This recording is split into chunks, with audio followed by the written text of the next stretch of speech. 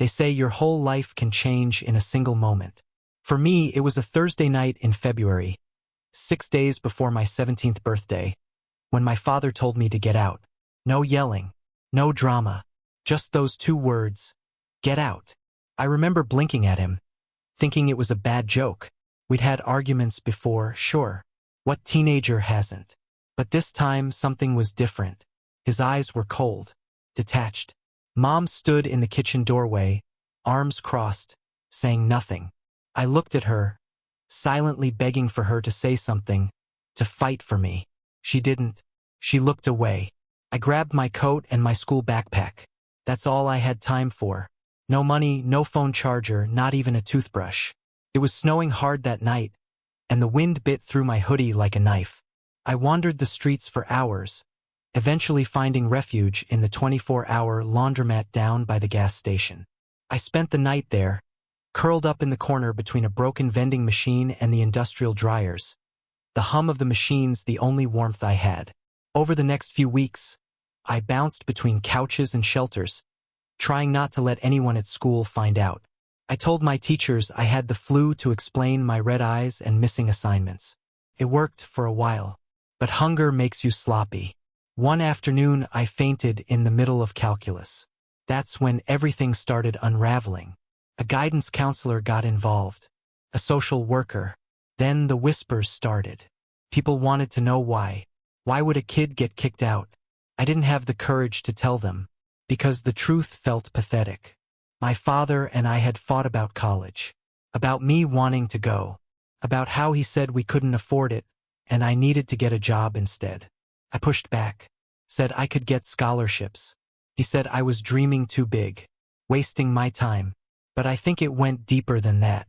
He never liked how I talked back, how I questioned him, how I refused to just do as I was told.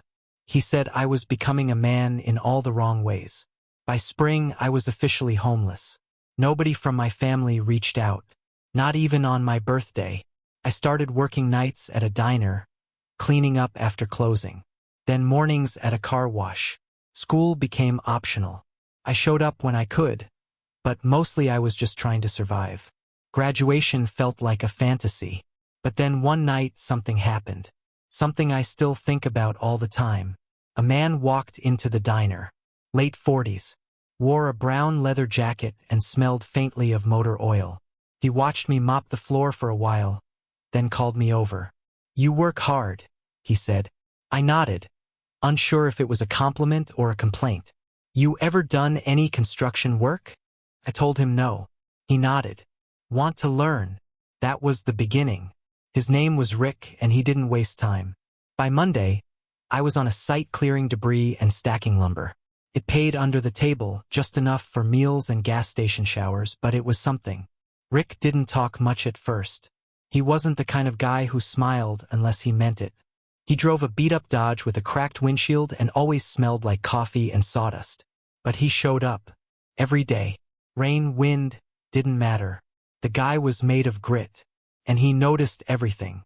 One morning, after I messed up a load of plywood, he just grunted, then handed me a better pair of gloves. "You work harder than half these grown men," he muttered. That felt like gold. After work, he started driving me home, to the back room of the garage he owned, where he let me crash for free.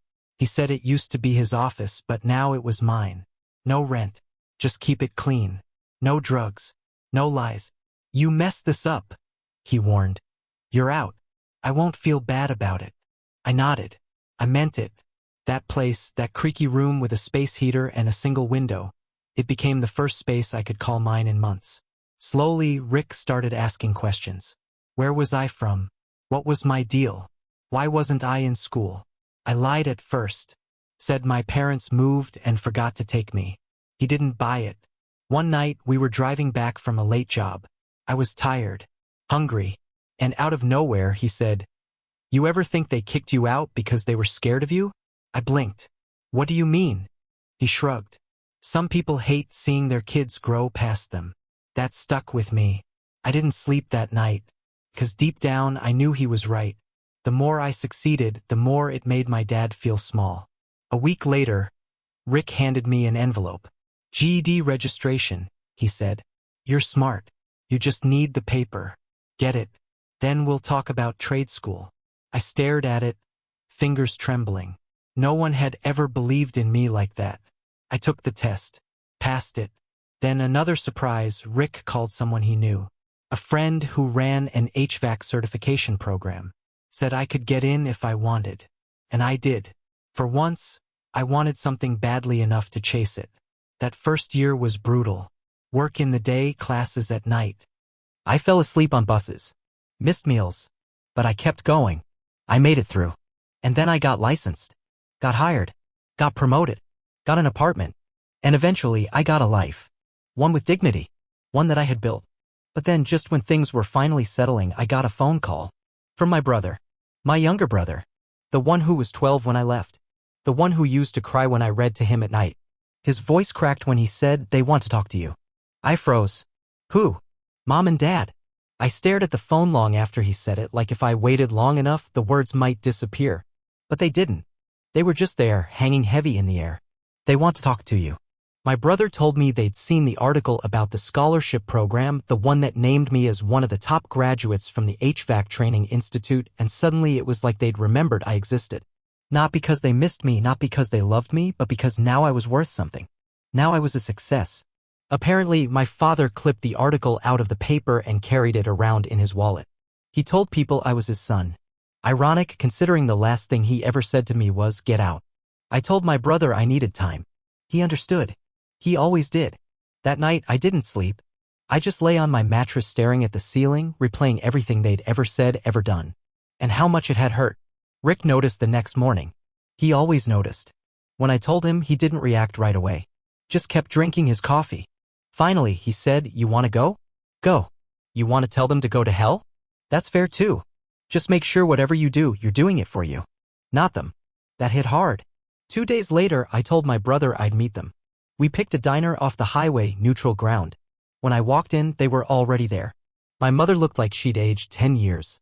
My father, always tall and broad, now sat hunched over his coffee like it was the only thing holding him up. They didn't stand. Didn't speak. Just stared. I sat down. Silence. Then my mom reached across the table, touching my hand. "We're sorry," she whispered. "For everything." I didn't pull away. But I didn't respond either. My father cleared his throat. "I was wrong. About everything. About you."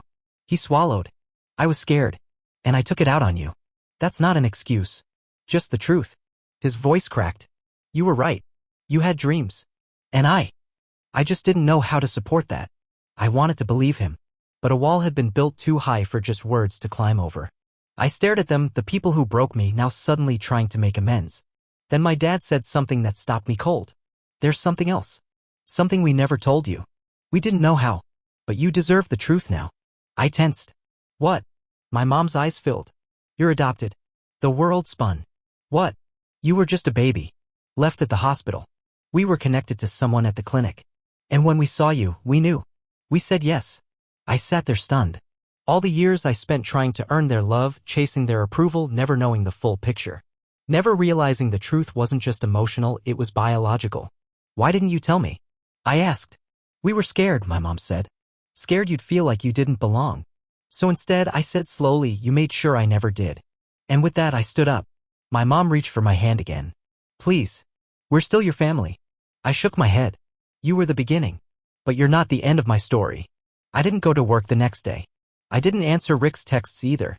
I just walked. Miles and miles through streets I'd known for years and somehow never really seen. It felt like if I stopped moving, I'd fall apart. Adopted. That word echoed in my skull like a gunshot in an empty room. It changed everything. Or maybe it explained everything. Suddenly the years of not belonging made sense. The coldness. The distance.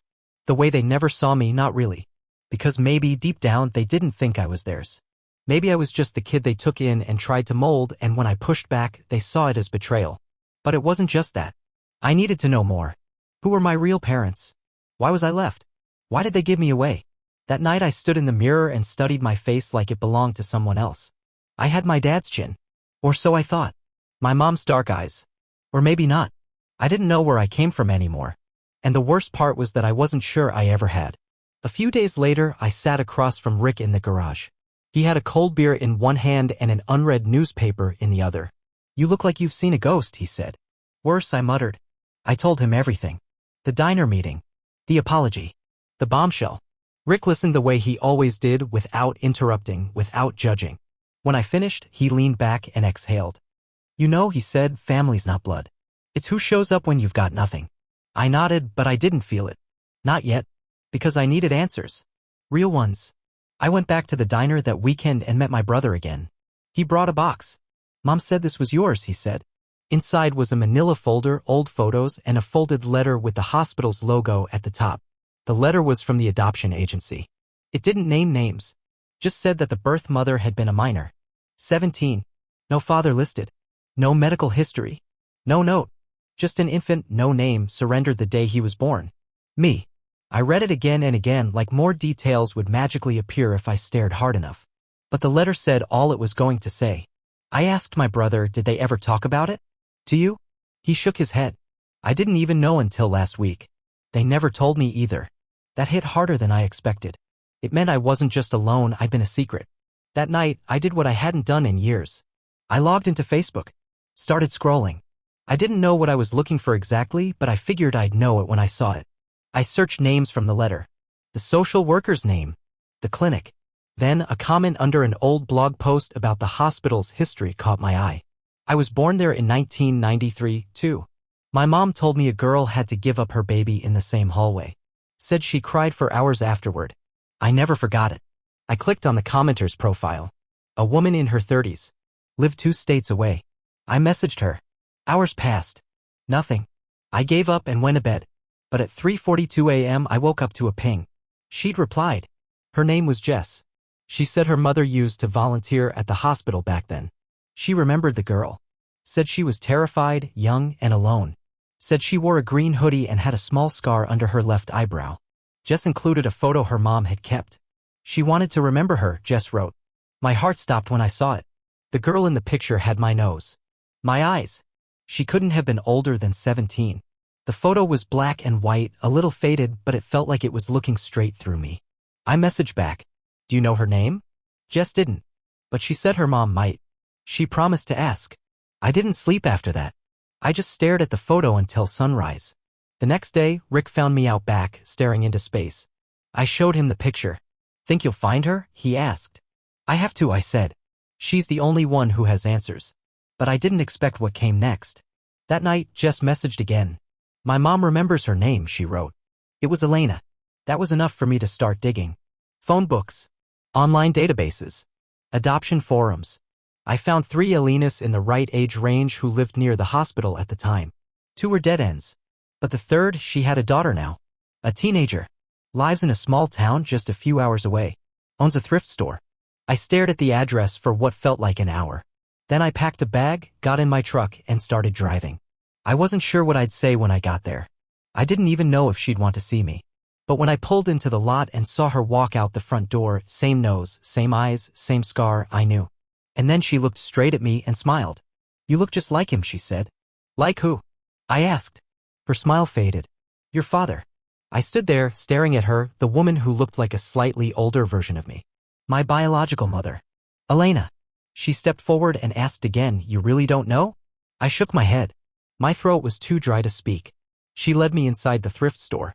It smelled like dust and old books, and I followed her past racks of denim jackets and antique lamps to a small office in the back. She motioned for me to sit. I did, barely registering the chair underneath me. Your father, she said, was complicated. She pulled out a photo from a drawer. A man in his 20s, grinning, standing in front of a beat-up pickup truck with a guitar slung over his shoulder. His name was David. I blinked. That name didn't mean anything to me. He was older than me, she went on. 21 when I was 17. I thought he was everything. He made me feel seen when I felt invisible at home. But it turned bad fast. He was charming until he wasn't. Possessive. Controlling. The kind of guy who'd say you were his everything and mean it like a prison sentence. My stomach turned. Did he know about me? She nodded. I told him. He said we'd run away together. Start a family. But the night I told him I was pregnant, he hit me. Her voice cracked. He said if I ever tried to tie him down, he'd disappear. I sat in silence. So you gave me up? I asked finally. She wiped at her eyes. I was a kid. No money. No support. And terrified. I thought you'd have a better chance if I wasn't in the picture. I didn't know what to say. Part of me was angry. Part of me understood. Why didn't you try to find me? I asked. I did, she said. I called the agency. Wrote letters. They never answered. And then one day they told me the file was sealed. She looked up at me. But I never stopped hoping. There was a long silence. I felt like I was floating outside my own body. And then she said something that froze the blood in my veins. I think David's still alive. My head snapped up. What? He reached out to me. 3 years ago. Said he wanted to meet. Said he regretted everything. I told him no. But he was persistent. Do you know where he is? She nodded slowly. He's in the next town over. Owns a junkyard. Goes by a different name now. Danny Pierce. I sat back, stunned. He wants to meet you, she said. Said he saw your name in the paper. Saw what you've made of yourself. He said he's proud. The word made me recoil. Proud? That man had terrorized her. Left me. Now he wanted to waltz back into our lives and act like he had the right? I don't know what I'm going to do, I whispered. Elena reached out, touched my hand. You don't owe him anything. But if you want answers, you might get them from him. I stared at the floor, trying to quiet the storm raging in my chest. Then I stood. What are you going to do? She asked. I looked her in the eye. I'm going to find him. I drove straight to the junkyard. I didn't call. Didn't plan. I just followed the pin Elena gave me like it was dragging me through time. The town was nothing special, rundown gas stations, a diner with broken neon, and the kind of quiet that didn't feel peaceful. It felt stuck. Like something unfinished lingered in the air. The junkyard sat behind a chain-link fence, topped with rust and time. I parked outside, heart thudding like it was trying to punch its way out of my chest. The front office looked abandoned. I stepped inside. Dust floated in beams of light through the dirty windows. A small bell above the door jingled, and from the back came the sound of footsteps. Then the door creaked open and he stepped out. Tall, graying, eyes that could have been mine. He froze when he saw me. His mouth parted like he wanted to speak but didn't know how. You're him, he said. You're mine. The words made me feel sick. Like they tried to claim something I wasn't ready to give. My name's Danny now, he said. But you probably know me as David. I didn't answer. I just stared. He motioned to the desk. Want to sit? No, I said. I want the truth. He nodded, ran a hand through his hair. I was a piece of shit. No other way to put it. I heard Elena. I ran. I didn't think I deserved to be a father. And when I saw the article, your name, I thought maybe fate was giving me a second chance. I laughed bitterly. You want forgiveness? He didn't flinch. No. Just a chance to tell you what I should have said back then. And then he told me. About how he grew up in a home even colder than mine. About how anger was the only language he was ever taught. About how the first time he saw Elena, he saw light but didn't know how to protect it. So he crushed it instead. I was scared of love, he said. Still am most days. I didn't know whether to pity him or hate him. Maybe both. You knew you had a son. And you still walked away. He looked down. I didn't think I had anything to give. And later. I thought maybe that was better for you. I shook my head. You don't get to make that choice. Then something shifted in his face. Regret. Raw and unfiltered. You're right, he said. You didn't deserve any of this. But you made something of yourself anyway. That's not me. That's all you. For a second, neither of us spoke. The silence wasn't peaceful. It was loaded. Then I said, I came here looking for answers. I don't know if I found any. But I needed to see your face. To know I'm not you. He nodded slowly. You're not. I turned to leave. He called after me. If you ever want to talk again, I didn't turn around. We'll see. Back in the truck, I sat with my hands on the wheel and tears in my eyes. Not because I was broken, but because I wasn't. I drove back to the city as the sun dipped low, casting gold across everything. When I got home, Rick was waiting outside the garage with 2 beers. He handed me one without asking anything. We just sat there, silent, like always. And I realized something. Family isn't about blood. It's about who stays, who believes, who lets you fall apart and still calls you home. Later that night, I texted Elena. Thank you. For trying. For still being here. She sent back a single word, always. And with that, the last piece of the puzzle slid into place. My life wasn't perfect. My past wasn't clean. But it was mine. And this time, when I looked in the mirror, I finally saw someone worth belonging to.